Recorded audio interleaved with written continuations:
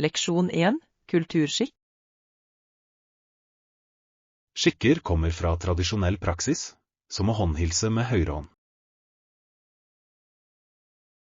Ja, den gesten betydde sannsynligvis at du ikke gjemte et våpen. Nøyaktig. Det er fascinerende hvordan gester har så mye mening.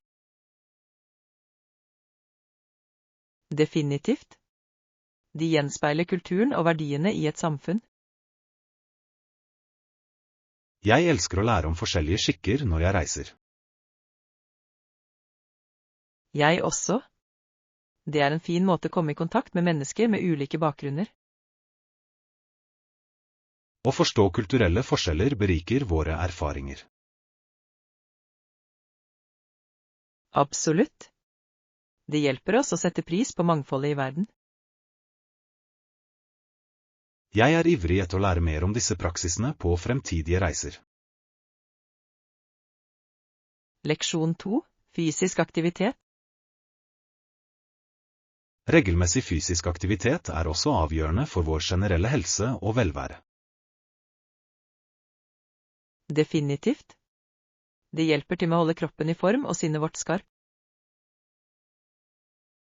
Ja, jeg føler meg mye bedre når jeg inkluderer trening i rutinen min. Jeg er enig. Det øker humøret og energinivået mitt betraktelig. I tillegg er det en fin måte å lindre stress og slappe av etter en lang dag. Absolutt. Å finne aktiviteter du liker gjør det lettere å holde seg aktiv. Nøyaktig. Jeg elsker å gå turer og prøve nye treningstimer. Det er en flott tilnærming. Variasjon holder ting interessant. La oss forplikte oss til å støtte hverandre i treningsreisene våre. Leksjon 3. Sportsbegivenheter. Det er mange forskjellige sportsbegivenheter som skjer denne sesongen. Ja. Sportsseksjonen gir poeng og resultater for mange spill og konkurranser. Jeg elsker å holde meg oppdatert med favorittlagene og spillerne mine. Jeg også. Det er spennende å følge fremgangen deres gjennom sesongen. Å se livespill gir så mye spenning til opplevelsen. Absolutt. Atmosfæren på stadion er elektrisk. I tillegg er det en fin måte å knytte bånd til venner og familie. Ja. Å dele disse øyeblikkene skaper varige minner.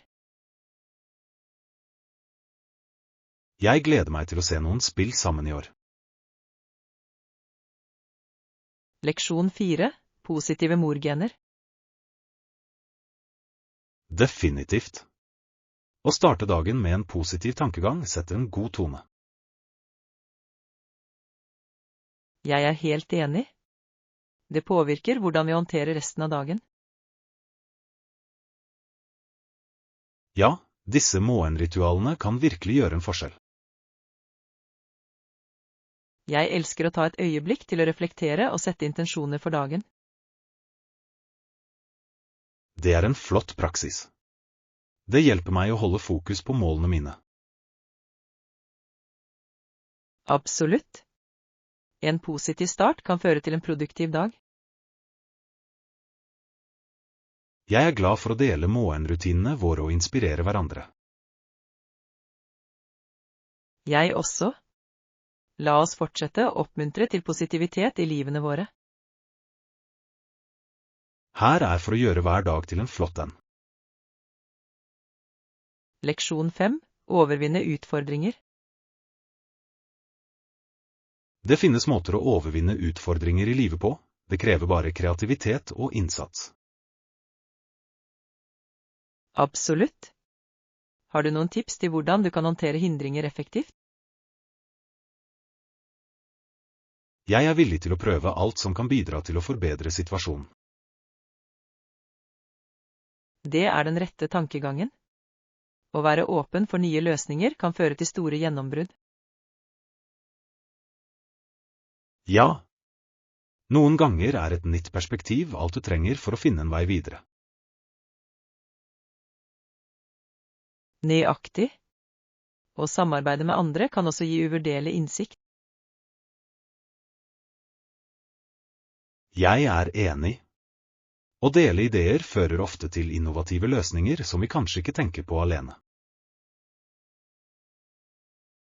Å reflektere over tidligere erfaringer hjelper oss å unngå lignende fallgruver i fremtiden. Ja, å lære av feil er en avgjørende del av personlig vekst. Leksjon 6. Atomspredning.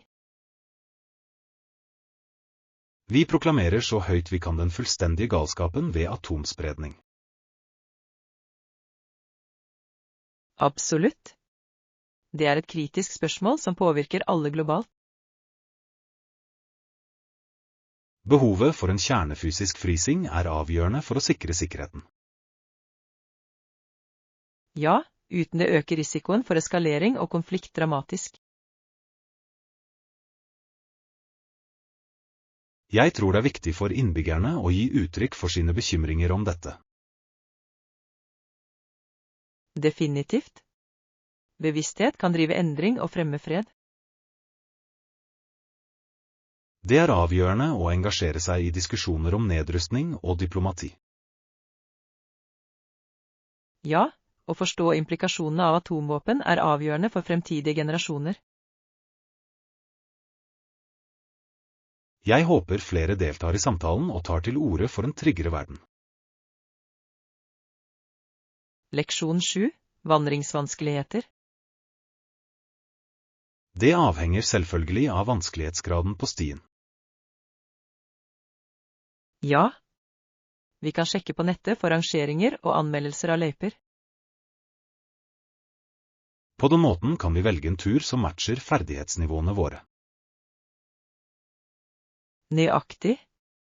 Det er viktig å vite hva du kan forvente før du drar ut. Jeg vil sikre at vi får en hyggelig opplevelse uten å overanstrenge oss. Absolutt. En godt planlagt fottur kan være mye moro. I tillegg er det viktig å sjekke værforholdene før vi drar. Ja. Det hjelper oss å forberede oss på endringer i miljøet. Jeg gleder meg til å utforske noen vakre stier sammen. Leksjon 8. Pusse opp inspirasjon. Det vil være en flott mulighet til å finne inspirerende gjenstander til våre oppussingsprosjekter. Ja. Å besøke lokale markeder kan føre til noen unike funn. Nøyaktig.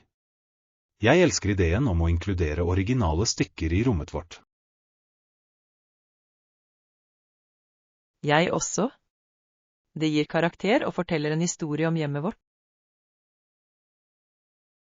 Dessuten er det alltid en bonus å støtte lokale håndverkere. Absolutt. Det føles godt å bidra til fellesskapet mens man pynter. Jeg gleder meg til å se hvilke skatter vi finner på handleturen vår. Samme her. La oss lage en liste over hva vi ser etter. Flott idé. Dette vil hjelpe oss å holde fokus mens vi surfer. Leksjon 9. Fremdriftssjekk. God morgen. Ja, jeg synes vi har gjort store fremskritt så langt. God morgen. Jeg er enig. Det er givende å se at innsatsen vår gir resultater. Ja, hvert lille skritt bringer oss nærmere våre mål. Jeg er stolt over hvor mye vi har oppnådd sammen. Absolutt. Samarbeid gjør prosessen så mye smidigere. Dessuten er det alltid gøy å takle prosjekter som et team. Jeg ser frem til å se de endelige resultatene av vårt harde arbeid. Jeg også. La oss holde oppe momentumet og avslutte sterkt. Ja, vi er på rett vei. La oss dykke inn igjen. Leksjon 10. Utforske alternativer. En stund nå har jeg tenkt på hvor jeg skal gå videre. Hvor foreslår du at vi utforsker? Hva med å oppdage en vakker strand i nærheten? Det høres perfekt ut. Stranden er alltid forfriskende og avslappende. Ja. Vi kunne tilbringe dagen med å sole oss og bade. Jeg elsker den ideen. Det er en fin måte å slappe av og nyte naturen på. I tillegg ville en strandpiknik vært så gøy. Absolutt. La oss pakke litt snacks og gjøre en dag med det. Jeg gleder meg til å kjenne sanden mellom tærne.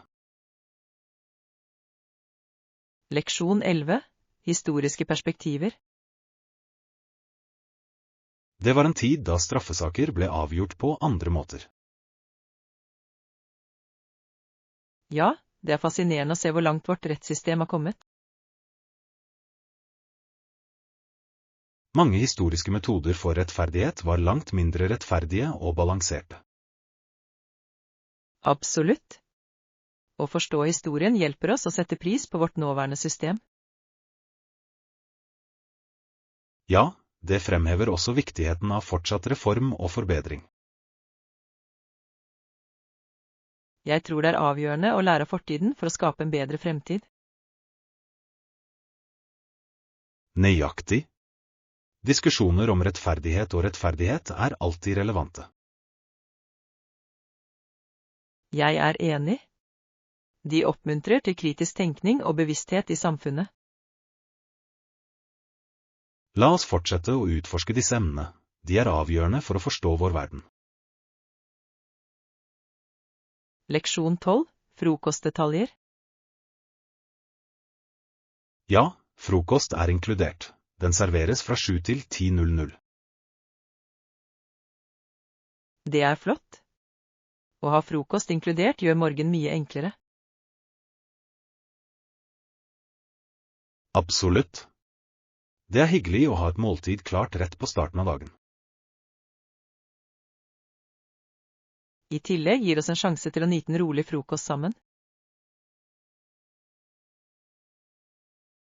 Jeg elsker det. Det setter en positiv tone for resten av dagen. Nøyaktig. Å starte dagen med god mat og godt selskap er viktig. Jeg ser frem til å prøve frokostalternativene de tilbyr. Jeg også.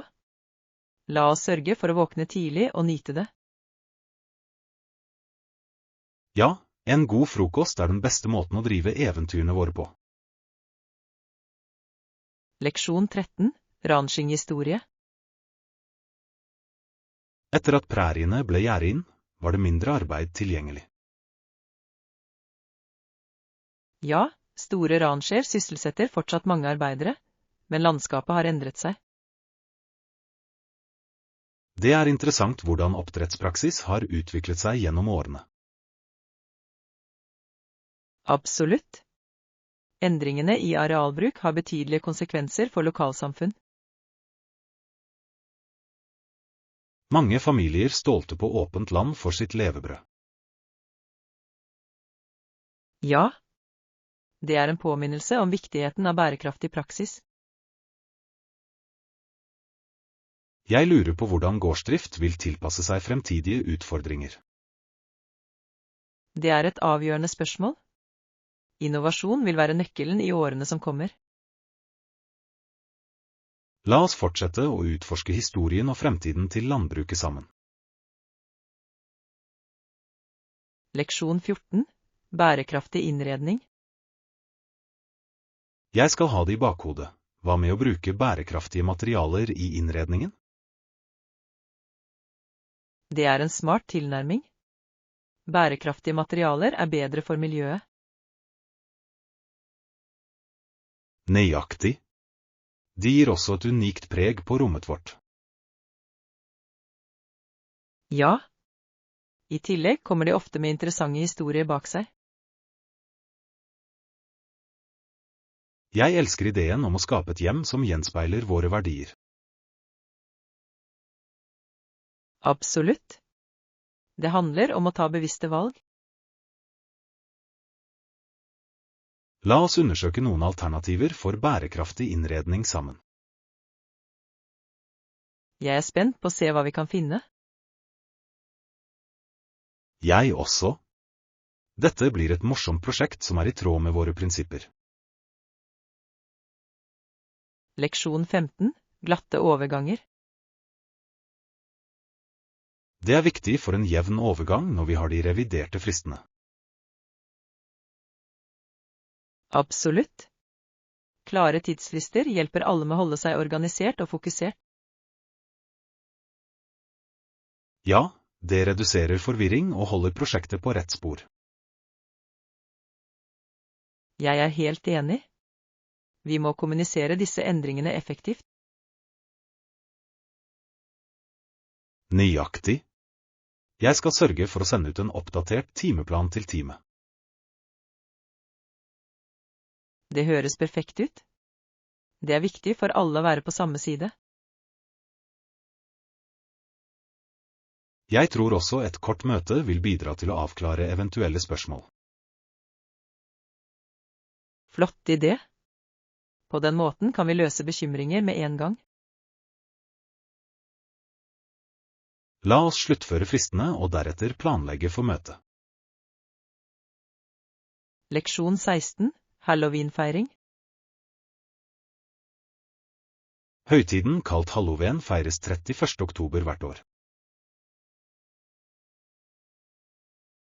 Ja, det er en så morsom og skummel tid.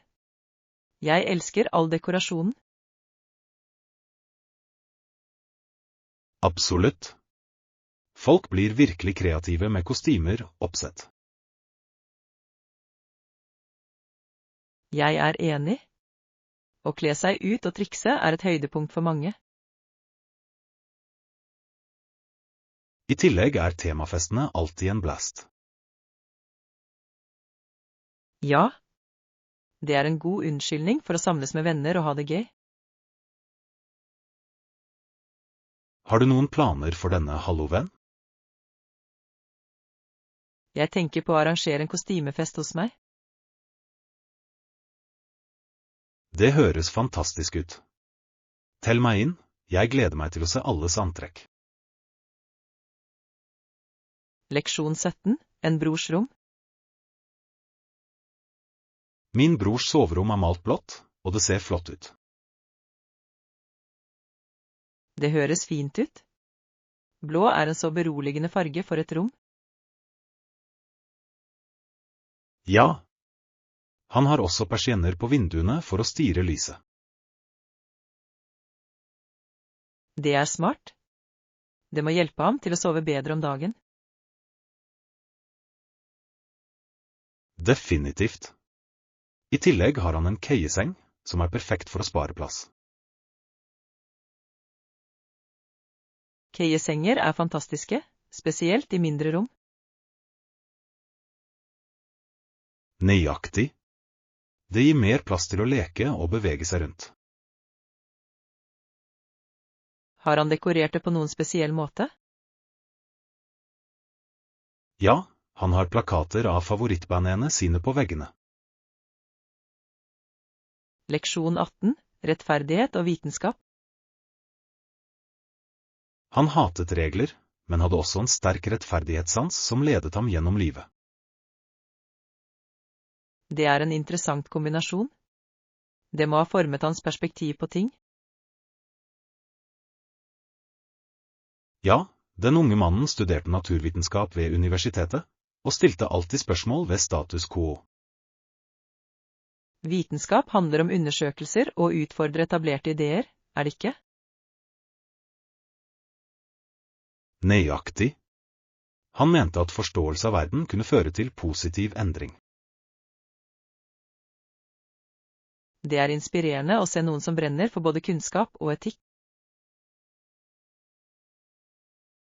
Ja, hans reise gjennom vitenskapen handlet ikke bare om fakta, men også om rettferdighet.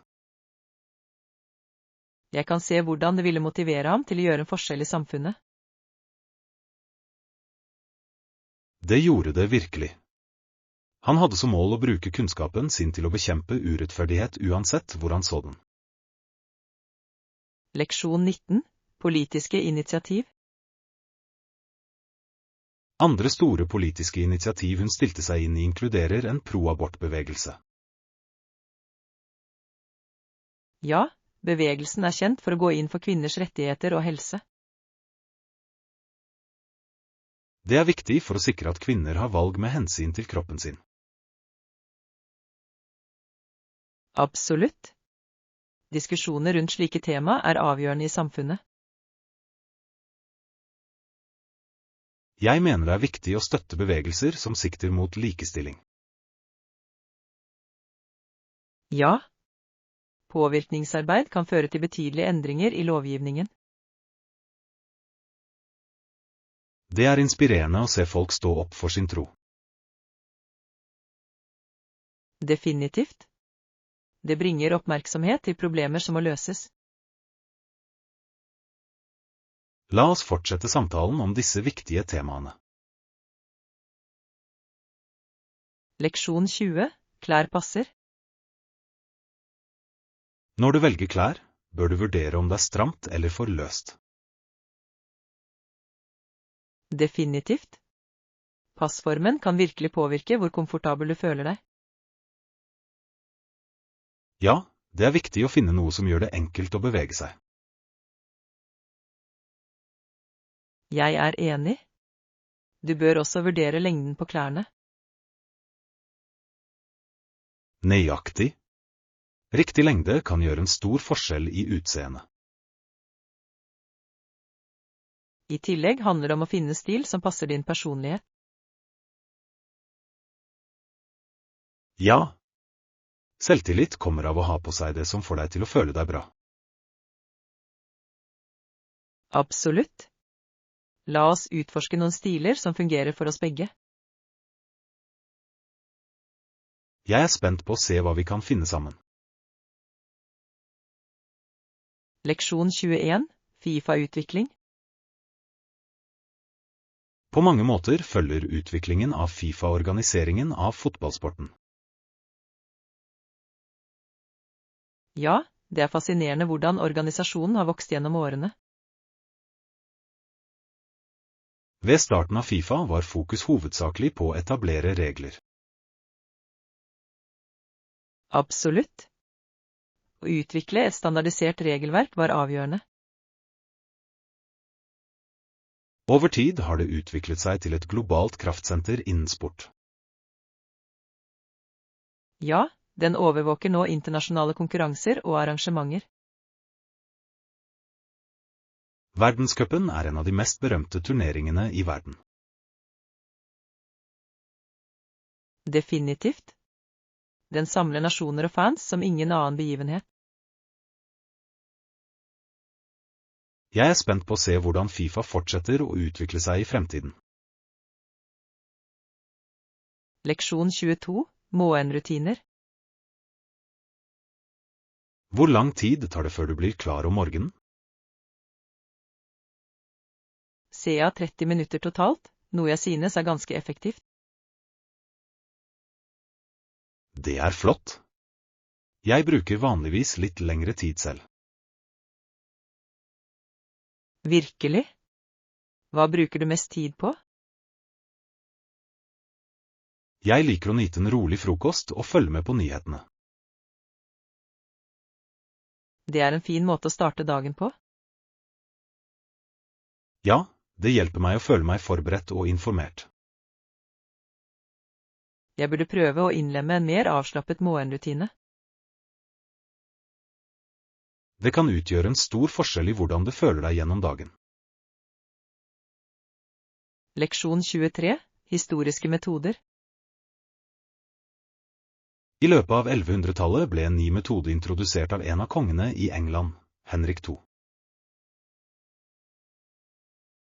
Ja, det var en sentral tid for mange juridiske reformer, var det ikke? Absolutt. Endringene hans påvirket i stor grad det engelske rettssystemet. Det er fascinerende å se hvordan historiske personer kan forme moderne rett. Ja, Henry IIs initiativer la grunnlaget for mange praksiser i dag. Jeg elsker å lære om hvordan historien påvirker dagens systemer. Det gir oss en dypere forståelse for lovene vi følger nå. Definitivt. Å forstå fortiden kan hjelpe oss å navigere fremtiden. La oss fortsette å utforske flere historiske emner som dette. Leksjon 24. Skrive ut kopier. Jeg kan skrive ut en kopi til deg i resepsjonen. Vil du like det? Ja, det ville vært veldig nyttig. Takk. Ikke noe problem. Det er alltid godt å ha fysiske kopier som referanse. Absolutt. Noen ganger er det viktig å ha en papirsti. Jeg drar dit nå for å få det gjort. Stor. Jeg setter pris på din hjelp med dette. Det er min glede. Jeg kommer tilbake om et øyeblikk. Perfekt. Jeg står her og venter, klar til å se gjennom dokumentet. La oss sørge for at alt er i orden for møtet vårt senere. Leksjon 25. Lørdag-dagsplaner. Hva med å møtes i butikken rundt 12 på lørdag?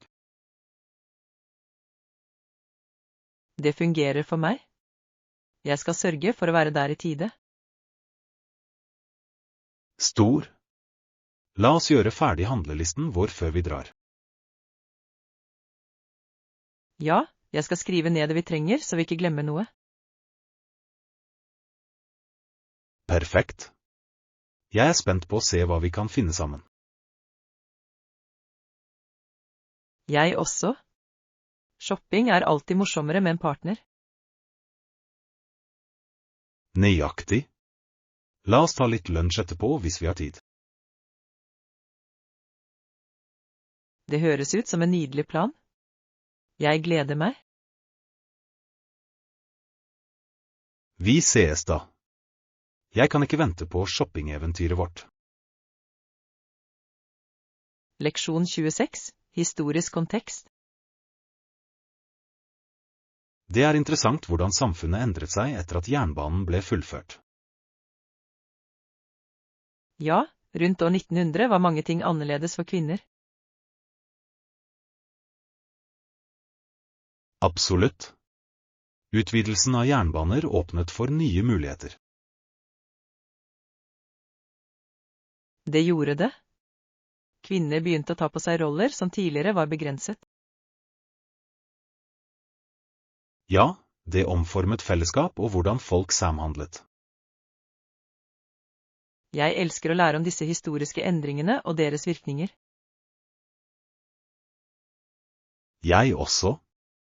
Det er fascinerende å se hvordan fremgangen utvikler seg over tid.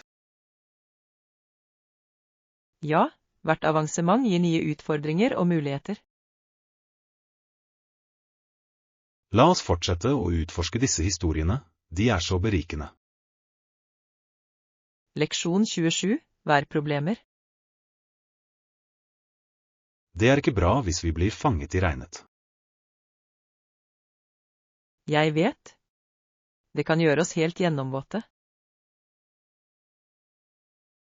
Ja, vi bør sjekke været før vi lager noen utendørsplaner. Definitivt. Jeg foretrekker å unngå å bli våt når det er mulig. Avtalt. Hva med deg? Er du forberedt på regn? Jeg har vanligvis en paraply for sikkerhets skyld. Det er smart. Jeg burde begynne å gjøre det samme. Ja, det er alltid bedre å være trygg enn å beklage. La oss planlegge deretter slik at vi kan nyte tiden vår uten bekymringer. Leksjon 28, historisk setting. Tenk deg å bo i en liten by i den amerikanske delstaten Missouri i 1864 eller 1865. Det må ha vært en fascinerende tid i historien. Ja, mange endringer skjedde under og etter borgerkrigen. Absolutt.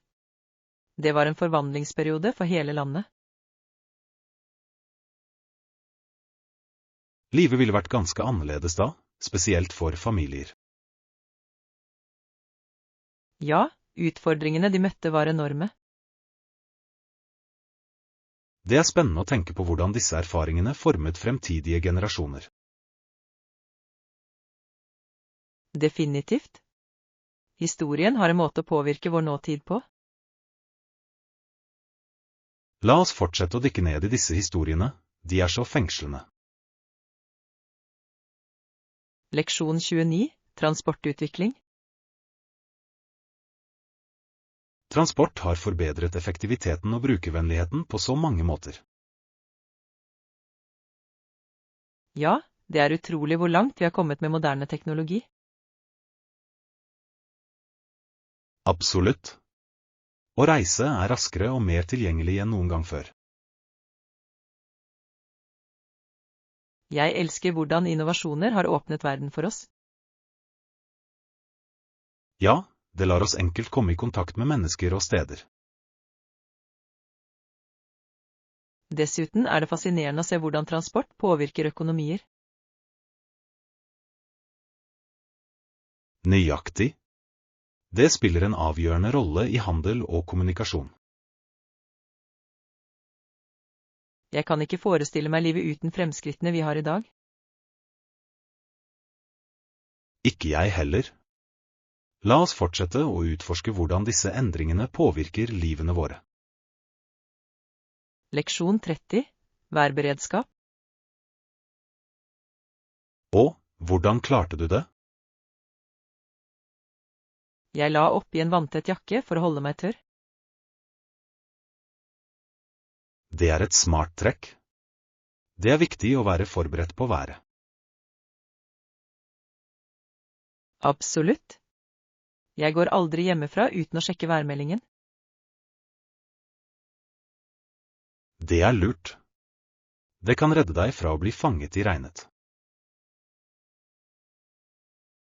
Ja, det å være proaktiv gjør hele forskjellen. Jeg burde begynne å følge ditt eksempel og være mer forberedt. Det er aldri for sent å begynne. La oss gjøre det til en vane sammen. Flott idé. Her gjelder det å holde seg tørr og komfortabel. Leksjon 31, betalingspolitikk. Er det et gebyr for kredittkortbetalinger? Nei, det er ingen ekstra kostnad for bruk av kredittkort. Det er flott å høre. Det gjør transaksjoner så mye enklere. Absolutt. Det er praktisk å bare sveipe og gå. Jeg setter pris på bedrifter som holder ting enkelt på den måten. Ja, det hjelper kundene til å føle seg mer komfortable mens de handler. Jeg foretrekker alltid steder som er transparente med retningslinjene deres. Definitivt. Det bygger tillit mellom kunder og bedrifter. Jeg er glad vi har alternativer som fungerer bra for oss. Leksjon 32, butikkplassering. Den har definitivt et stort skilt og ligger rett ved siden av en matbutikk. Det gjør den lett å få øye på. Jeg elsker praktiske steder. Ja, det er så nyttig når du kan finne alt på én tur. Absolutt. Det sparer tid og gjør æren mye enklere. Jeg setter pris på steder som prioriterer tilgjengelighet for kundene sine. Ja, det forbedrer den generelle handleopplevelsen. Jeg kan ikke vente med å sjekke det ut selv. Ikke jeg heller.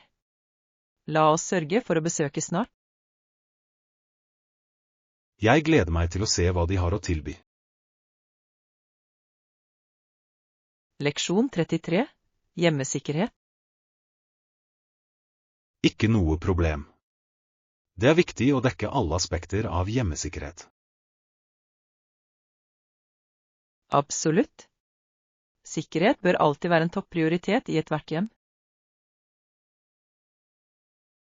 Ja, vi bør starte med å sjekke låsene på alle dører og vinduer. Det er et godt poeng. Sterke låser kan avskrekke potensielle inntrengere. Vi bør også vurdere å installere et sikkerhetssystem for ekstra beskyttelse. Definitivt. Et godt sikkerhetssystem kan gi trygghet. I tillegg kan utendørsbelysning bidra til å øke sikkerheten rundt eiendommen. Ja, godt opplyste områder er mindre attraktive for uønskede besøkende. Jeg er glad vi diskuterer dette. Det er viktig for å skape et trygt miljø. Leksjon 34. Budsjettsporing. Jeg lager et regneark for å holde oversikt over forbruket vårt. Det høres ut som en god idé. Det vil hjelpe oss å holde orden. Ja, styring av økonomien vår er avgjørende for våre mål. Absolutt. Det gir oss et klart bilde av hvor pengene våre går. I tillegg kan det bidra til å identifisere områder der vi kan spare. Nøyaktig. Jeg elsker ideen om å være proaktiv med budsjettet vårt. La oss gjøre det til en vane og vurdere det regelmessig. Ja. Konsekvent sporing vil holde oss på rett vei. Jeg er spent på å se hvordan dette hjelper oss å nå våre økonomiske mål. Leksjon 35. Komme i gang. Det holder deg definitivt på tærne. Hvordan planlegger du å komme i gang? Jeg tror jeg begynner med å skissere hovedmålene mine for prosjektet. Det høres ut som en solid tilnærming. Å ha klare mål kan lede fremgangen din. Nøyaktig. Jeg vil være sikker på at jeg har en klar visjon om hva jeg ønsker å oppnå. Når du har det, vil det også hjelpe å dele det ned i mindre oppgaver. Ja, på den måten kan jeg takle en ting om gangen uten å føle meg overveldet. Jeg gleder meg til å se hvordan planen din utvikler seg. Takk.